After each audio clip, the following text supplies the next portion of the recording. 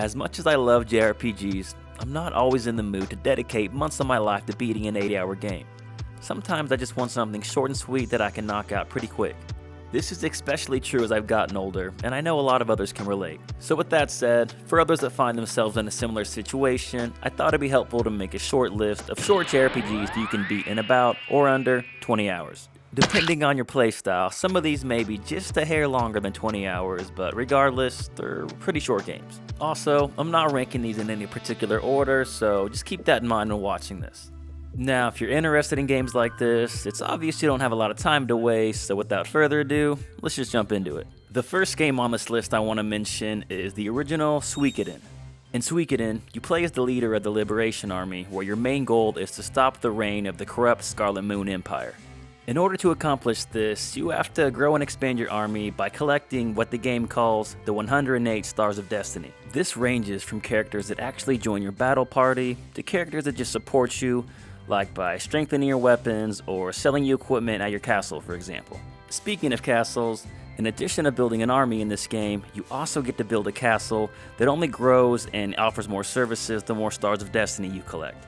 It's a pretty addicting aspect of the game that's cool to see evolve over time. It wasn't until I replayed this game when I was older that I realized how great the pacing was and how it really respects the player's time. The random encounters move along very quickly, and overall there's just not a lot of padding in this game, which makes it a really fun one to replay every now and then. The other games in the Sweekityn series are also really awesome, but if you're looking for the swiftest adventure of the bunch, the original's definitely where it's at. Next up on our list, we have Phantasy Star 4. So I've been replaying this on my Genesis collection for the Switch lately, and I gotta say, I'm pretty surprised at how much fun I'm having with it. The game has a really cool sci-fi fantasy setting that has you traveling between planets to stop an evil entity known as the Dark Force. The combat is a pretty traditional turn-based system, but what really differentiates this from other games at the time is this thing it had called macros. Macros were essentially a set of safe-specific commands you can give to your party with the click of a button, rather than manually going back and choosing the individual action of each character again. It ends up saving a lot of time in battles and is quite handy. The aspect I like most about this game, however, is the comic book style anime cutscenes that show up during a lot of story events. They really help bring the world to life and added a sense of immersion that a lot of other games at the time really couldn't do as well.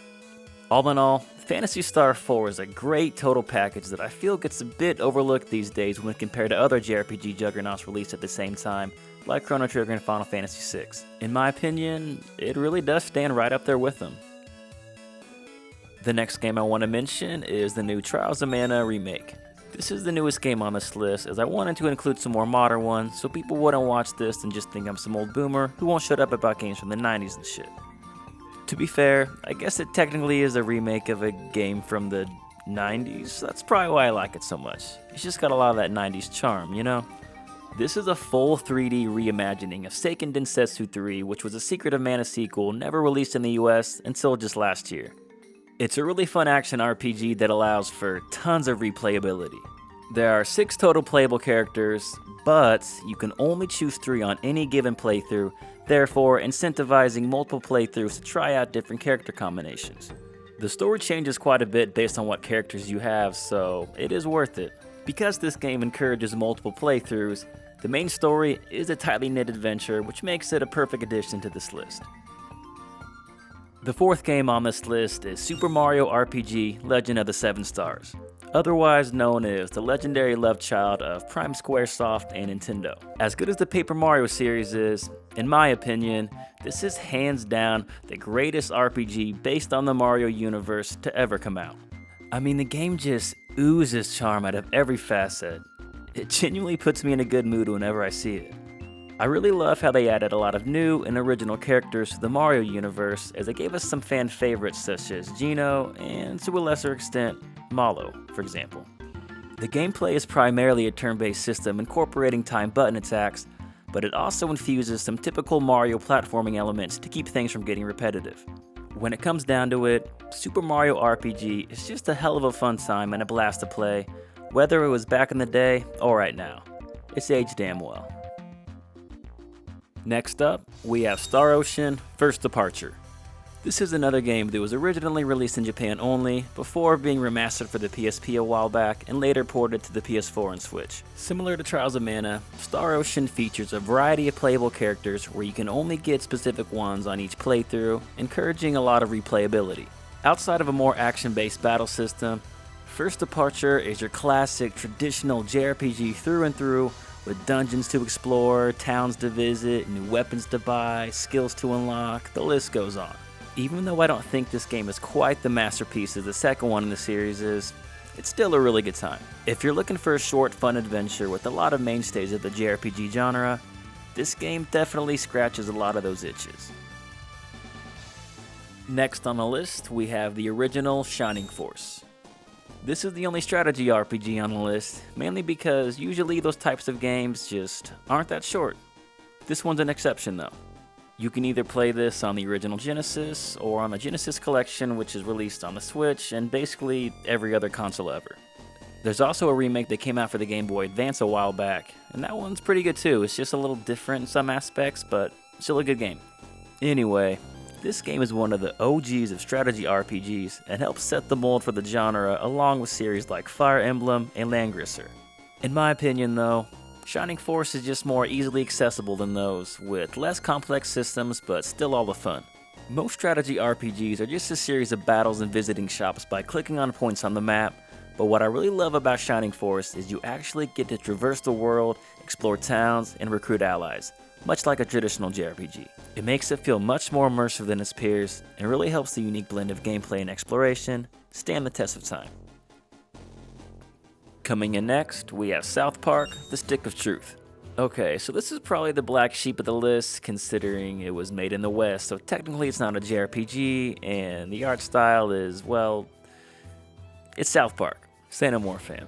Now, if you're not a fan of the show, I get how you could initially write this game off, and while it is really rewarding for longtime fans, you don't need to know anything about the South Park universe to enjoy it. Stick of Truth does a great job at introducing you to this bizarre world of characters, plus you create your own character anyway and play as the new kid in town. Even though the game is made in the West, it fully embraces JRPG mechanics with this unique, fun take on turn-based combat. I mean hell, the game even has an entire section dedicated as an homage to old school Dragon Quest. If that doesn't speak of the JRPG influence, I don't know what does. The creators of South Park, Matt and Trey, played a pivotal role in the development of this game, so the humor feels faithful to the series and is actually really hilarious at times. Needless to say, this game's definitely made me laugh harder than any other RPG out there. This is also probably the shortest game on this list, so if that's your cup of tea, look no further. It is available for all current systems after all. Alright, to finish off this list, we have the infamous and legendary Chrono Trigger. It just so luckily happens that one of the greatest JRPGs ever made, if not the greatest, is also one of the shortest. There's really not a lot I can say about this game that hasn't already been beaten to death before.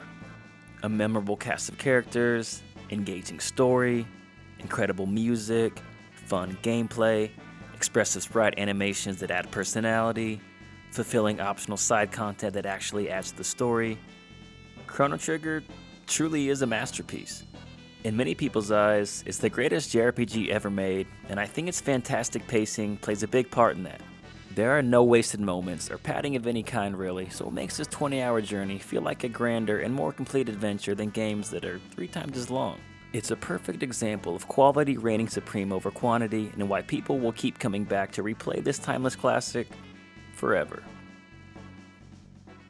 Well, that wraps up this list of 8 short JRPGs that you can beat in under 20 hours. There are a lot of other RPGs that fit this criteria that I wanted to include, but I didn't want to make the video too long. If you're interested though, leave a comment below and maybe we can make a part 2. As always, thanks for watching guys. This is Gaming Productions. Until next time.